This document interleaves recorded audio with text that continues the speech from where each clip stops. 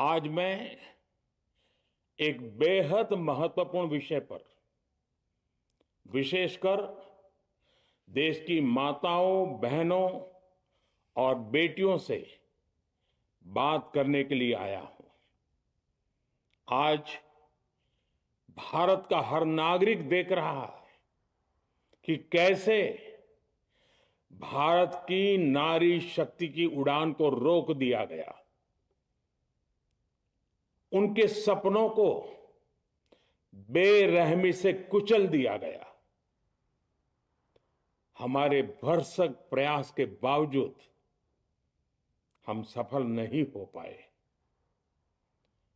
नारी शक्ति वंदन अधिनियम में संशोधन नहीं हो पाया और मैं इसके लिए सभी माताओं, बहनों, उनसे मैं क्षमा प्रार्थी हूं। साथियों, हमारे लिए देश हित सर्वोपरि है, लेकिन जब कुछ लोगों के लिए दल हित सब कुछ हो जाता है, दल हित देश हित से बड़ा हो जाता है, तो नारी शक्ति को, देश हित को इसका खामियाजा उठाना पड़ता है। इस बार भी यही हुआ है। कांग्रेस, डीएमके, टीएमसी और समाजवादी पार्टी जैसे दलों की स्वार्थी राजनीति का नुकसान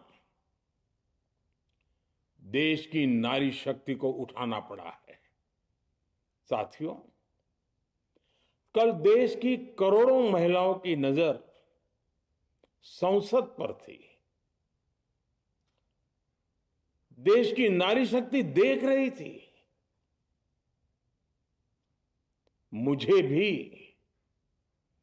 ये देखकर बहुत दुख हुआ कि जब ये नारी हित का प्रस्ताव गिरा तो कांग्रेस, डीएमके, टीएमसी, सपा जैसी परिवारवादी पार्टियां खुशी से तालियां बजा रही थी। महिलाओं से उनके अधिकार छीनकर ये लोग मेजें थपथपा रहे थे। उन्होंने जो किया वो केवल टेबल पर थाप नहीं थी, वो नारी के स्वाभिमान पर, उसके आत्मसम्मान पर चोट थी। और नारी सब भूल जाती है, अपना अपमान कभी नहीं भूलती। इसलिए संसद में कांग्रेस और उसके सहयोगियों के उन सबके व्यवहार की कसक हर नारी के मन में हमेशा रहेगी।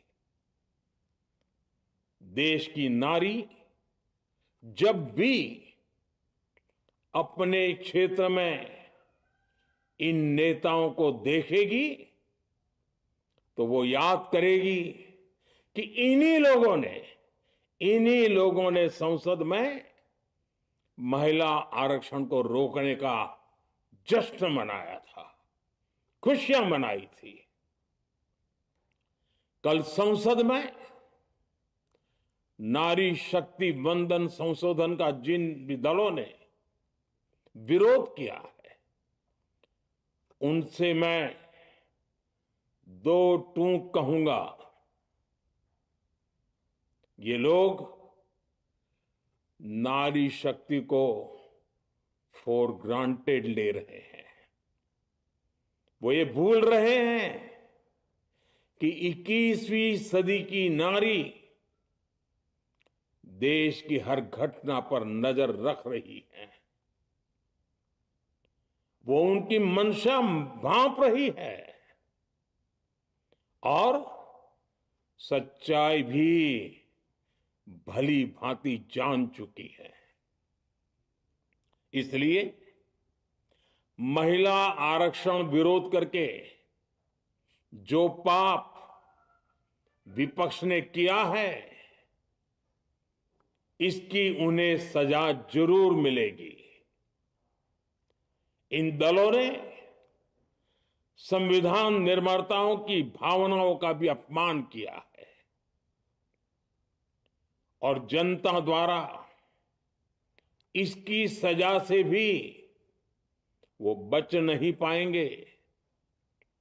साथियों, सदन में नारी शक्ति वंदन संशोधन किसी से भी कुछ छीनने का नहीं था। नारी शक्ति वंदन संशोधन हर किसी को कुछ न कुछ देने का था, देने के लिए संशोधन का था। ये 40 साल से लटके हुए नारी के हक को 2029 के अगले लोकसभा चुनाव से उसका हक देने का संशोधन था।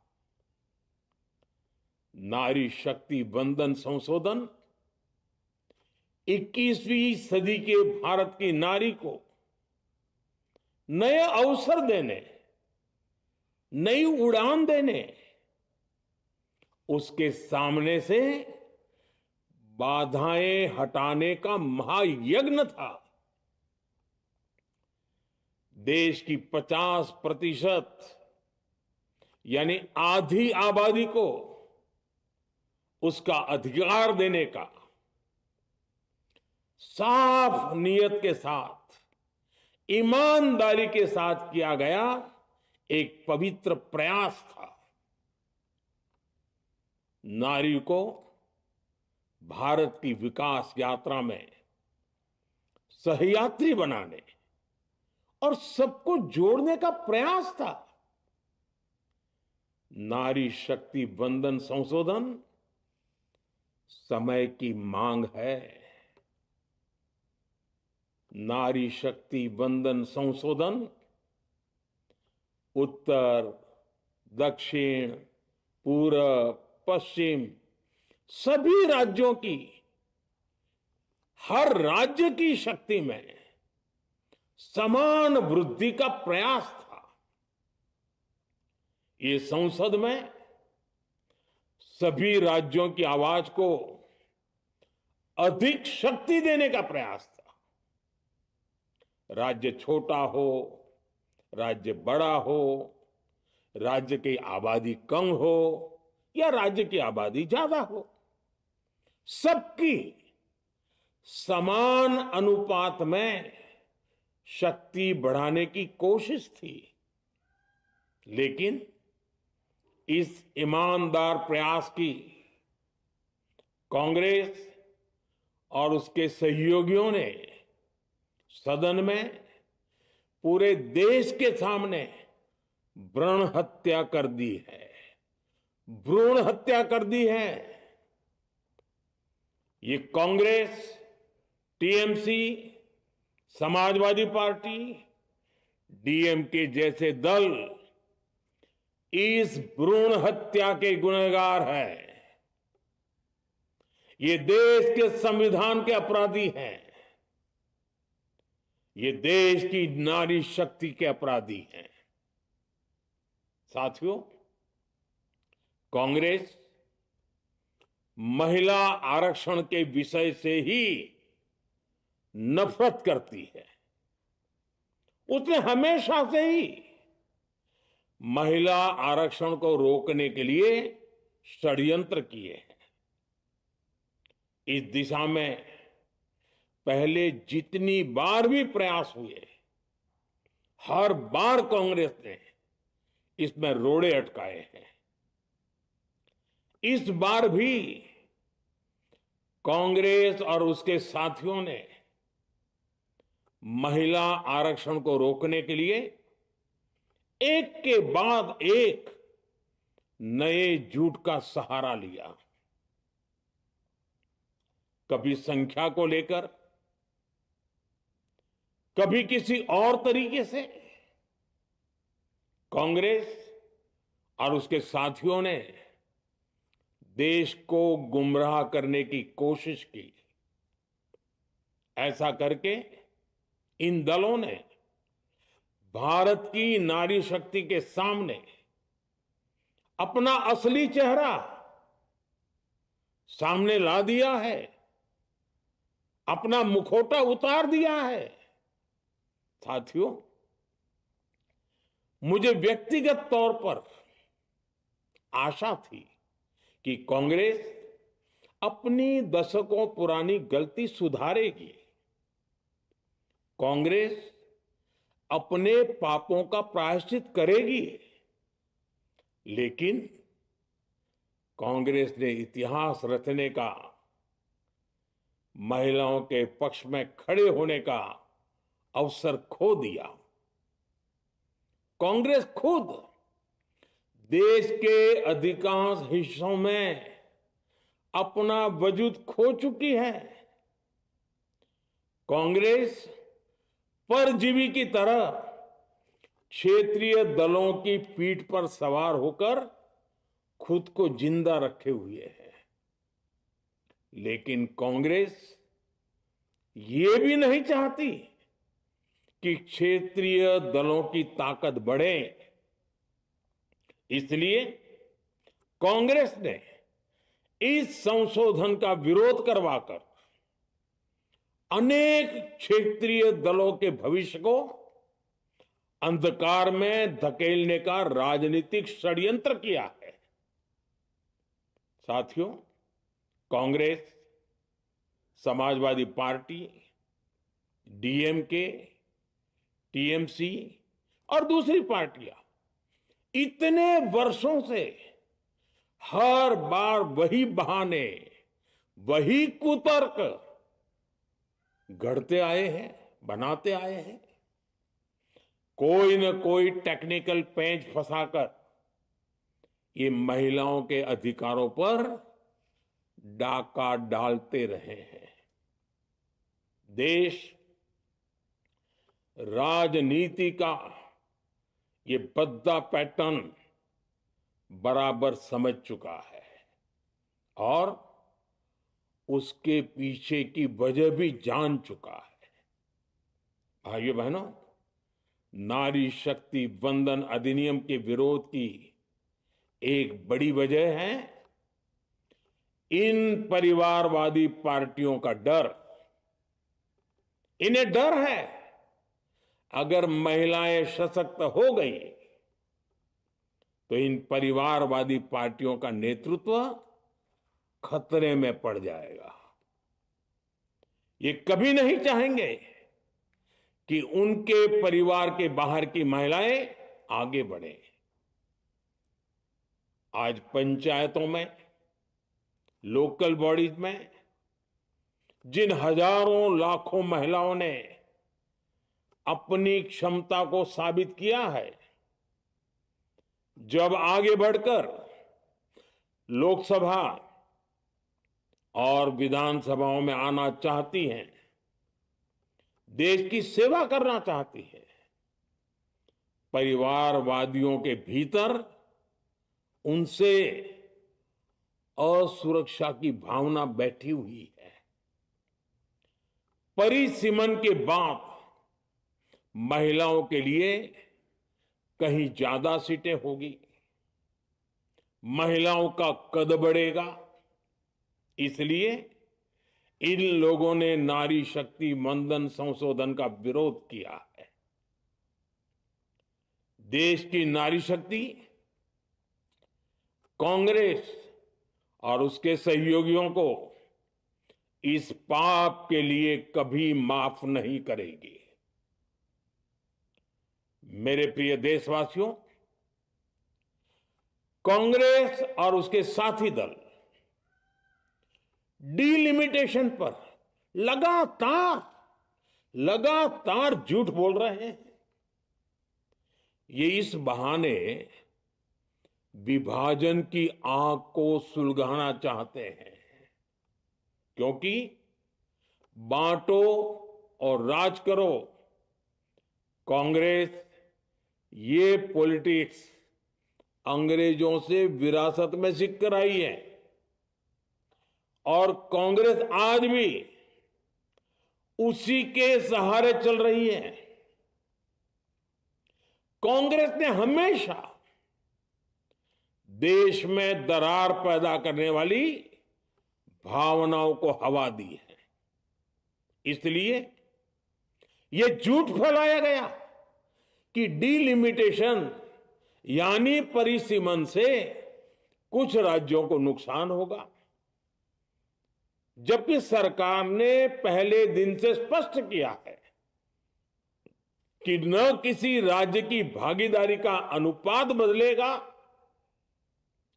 न किसी का रिप्रेजेंटेशन कम होगा, बल्कि सभी राज्यों की सीटें समान अनुपात में ही बढ़ेगी। फिर भी कांग्रेस, डीएमके, टीएमसी और समाजवादी पार्टी जैसे दल इसे मानने को तैयार नहीं हुई है। साथियों, ये संशोधन बिल सभी दलों और सभी राज्यों के लिए एक मौका था, एक अवसर था।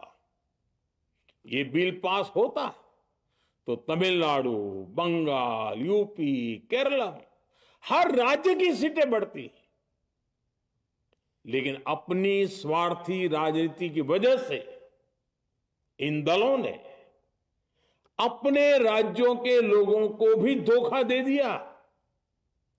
जैसे कि डीएमके के पास मौका था कि वो और ज्यादा तमिल लोगों को सांसद विधायक बना सकती थी, तमिलनाडु की आवाज और मजबूत कर सकती थी, लेकिन उसने वो मौका खो दिया। टीएमसी के पास भी बंगाल के लोगों को आगे बढ़ाने का मौका था, लेकिन टीएमसी ने भी ये मौका गंवा दिया। समाजवादी पार्टी के पास भी मौका था कि वो महिला विरोधी छवि होने के दाग को कुछ कम कर सके, लेकिन सपा भी इसमें चूक गई। समाजवादी पार्टी लोहिया जी को तो पहले ही भूल चुकी है। सपा ने नारी शक्ति वंदन संशोधन का विरोध करके लोहिया जी के सारे सपनों को पैरों तले रौंद दिया है। सपा महिला आरक्षण विरोधी है। ये यूपी की और देश की महिलाएं कभी नहीं भूलेगी। साथियों, महिलाओं के आरक्षण का विरोध करके कांग्रेस ने फिर एक बात सिद्ध कर दी है। कांग्रेस एक एंटी रिफॉर्म पार्टी है। 21वीं सदी के विकसित भारत के लिए जो भी निर्णय, जो भी रिफॉर्म जरूरी है, जो भी निर्णय देश ले रहा है, कांग्रेस उन सब का विरोध करती है, उसे खारिज कर देती है, उस काम के अंदर खलल डालती है। यही कांग्रेस का इतिहास है और यही कांग्रेस की नेगेटिव पॉलिटिक्स है। साथियों, ये वही कांग्रेस है जिसने जनधन, आधार, मोबाइल, स्त्री शक्ति का विरोध किया। कांग्रेस ने डिजिटल पेमेंट्स का विरोध किया। कांग्रेस ने जीएसटी का विरोध किया। कांग्रेस ने सामान्य वर्ग के गरीबों को आरक्षण का विरोध किया। कांग्रेस ने ट्रिपल तलाक के विरुद्ध कानून का विरोध किया। कांग्रेस ने आर्टिकल 370 हटाने का विरोध किया। हमारा संविधान, हमारे कोर्ट जिस यूनिफॉर्म सिविल कोड, समान नागरिक आचार संहिता को, यूसीसी को जरूरी बताते हैं, कांग्रेस उसका भी विरोध करती है। रिफॉर्म का नाम सुनते ही कांग्रेस विरोध की तख्ती लेकर दौड़ पड़ती है। ऐसा कोई भी काम जिससे देश मजबूत होता है, कांग्रेस उसमें बाधाएं खड़ी करने के लिए पूरी शक्ति लगा देती है। Congress one nation one election का विरोध करती है। कांग्रेस देश में घुसपैठियों को भगाने का विरोध करती है। कांग्रेस मतदाता सूची के शुद्धिकरण एसआईआर का विरोध करती है। कांग्रेस वक्फ बोर्ड में रिफॉर्म का विरोध करती है। साथियों, कांग्रेस ने शरणार्थियों को सुरक्षा देने वाले सीएए कानून तक का विरोध किया। इस पर झूठ बोलकर, अफवाहें फैलाकर देश में बवंडर खड़ा कर दिया। कांग्रेस माओवादी नक्सली हिंसा को समाप्त करने के देश के प्रयासों में भी रुकावटें डालती है। कांग्रेस का एक ही पैटर्न रहा है, कोई भी रिफॉर्म आए तो झूठ बोलो, भ्रम फैलाओ। इतिहास साक्षी है, कांग्रेस ने हमेशा यही नेगेटिव रास्ता चुना है। साथियों, जो भी कार्य देश के लिए जरूरी फैसला होता है, कांग्रेस इसको कारपेट के नीचे डाल देती है। कांग्रेस के इसी रवैये की वजह से भारत विकास की उस ऊंचाई पर नहीं पहुंच पाया जिसका भारत हकदार है। आजादी के समय उस दौर में हमारे साथ और भी कई देश आजाद हुए थे। ज्यादातर देश हमसे बहुत आगे निकल गए और इसकी वजह थी कि कांग्रेस हर रिफॉर्म को रोककर बैठी रही। लटकाना, भटकाना, अटकाना, यही कांग्रेस का सिद्धांत रहा है, यही कांग्रेस का वर्क कल्चर रहा है। कांग्रेस ने पड़ोसी देशों के साथ सीमा विवादों को लटकाया। कांग्रेस ने पाकिस्तान के साथ पानी बंटवारे से जुड़े विवादों को लटकाया।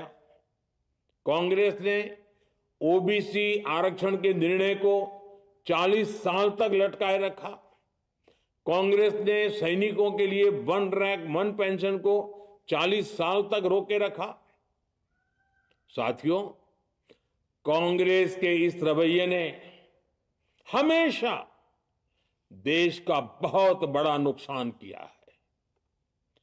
कांग्रेस के हर विरोध, हर अनिर्णय, हर छल प्रपंच का खामियाजा देश ने भुगता है, देश की पीढ़ियों ने भुगता है।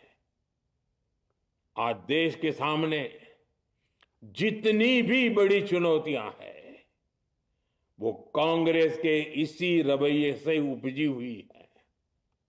इसलिए ये लड़ाई सिर्फ एक कानून की नहीं है, ये लड़ाई कांग्रेस की उस एंटी रिफॉर्म मानसिकता के साथ है जिसमें सिर्फ नेगेटिविटी है, नकारात्मकता है।